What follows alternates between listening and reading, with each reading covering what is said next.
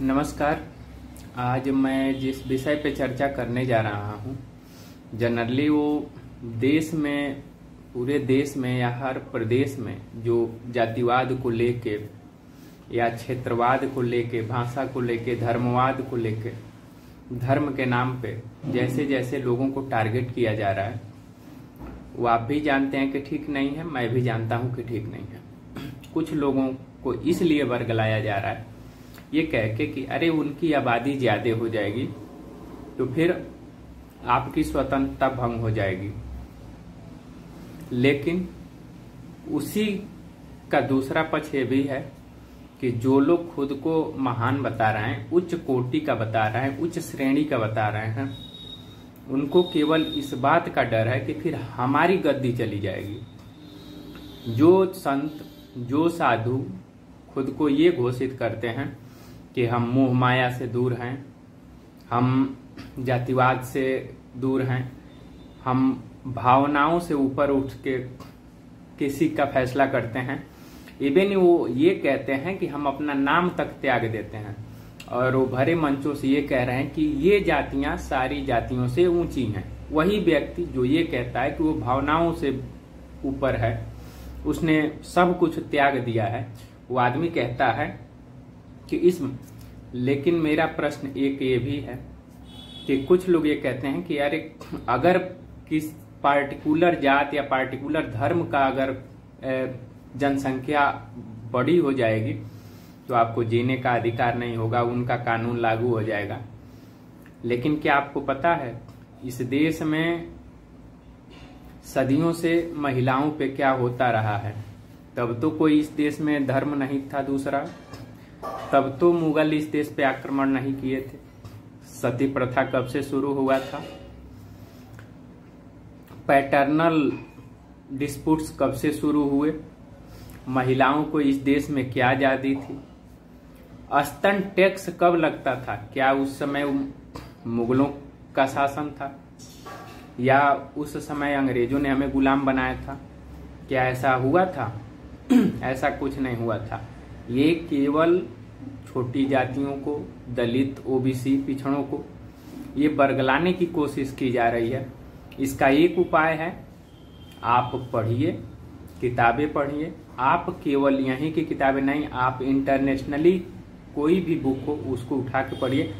अपने बच्चों को किताबें पढ़वाइए, किताबें खरीदिए, कुरीतियों से बाहर निकलिए, क्योंकि वही आपके भविष्य हैं। जितना वो पढ़ेंगे हमारा देश सुसज्जित होगा, सही विचारों से सुसज्जित होगा। लेकिन अगर कोई आपको ये कह रहा है कि तुम फला धर्म के हो और तुम्हारा काम है इस धर्म को बचाना, तो इसका ध्यान रखें कि पहला काम आपका है खुद को अच्छे विचारों से सुसज्जित करना, फैक्ट को जानना, न कि किसी भी चीज को अपने आप कोई बोल दे उसको आत्मसात कर लेना और उसी को विचार बना के चल देना। ऐसा नहीं होना चाहिए। आप उस पर विचार करिए, चिंतन करिए कि क्या यह व्यक्ति जो कह रहा है वह सही है कि नहीं है। इसलिए आप उनसे सवाल पूछिए कि इस देश में बहुत सारी कुरीतियां रही हैं, बहुत सारी अच्छाइयां रही हैं, तो अच्छाइयों को आप फॉलो करिए, जातिवाद से, धर्मवाद से, क्षेत्रवाद से। क्योंकि इस देश की बनावट ही ऐसी है कि सब लोग साथ रहेंगे तभी सही रहेगा। जंगल में केवल शेर रहेगा या जंगल में केवल सांप रहेंगे तो भी खतरा है। सबको साथ लेके चलना होगा ग्लोबल। तो इसलिए कोई भी आपसे कुछ कह रहा है तो उनसे सवाल जरूर करिए कि इस देश में लोग गले में हांडी लटका के और पीछे झाड़ू बांध के चलते थे। तब तो कोई मुगल नहीं थे इस देश में, तब तो कोई अंग्रेज नहीं थे इस देश में। आखिर ऐसा क्यों था? क्यों इस तरह से उनको मजबूर किया जाता था? क्यों उनको कहा जाता था कि इसी दिशा में आपको बसना है, यहाँ अगर आप इनके द्वार से या गांव से निकलेंगे तो आपका जूता चप्पल हाथ में होना चाहिए, आपके सर पे होना चाहिए। क्यों किसी को किसी के कुएं से पानी पीने की आज़ादी नहीं थी? क्यों किसी को किसी तालाब में जाने की आज़ादी नहीं थी? तब तो यहाँ मुगल नहीं थे, तब अंग्रेज भी नहीं थे। किसका शासन था?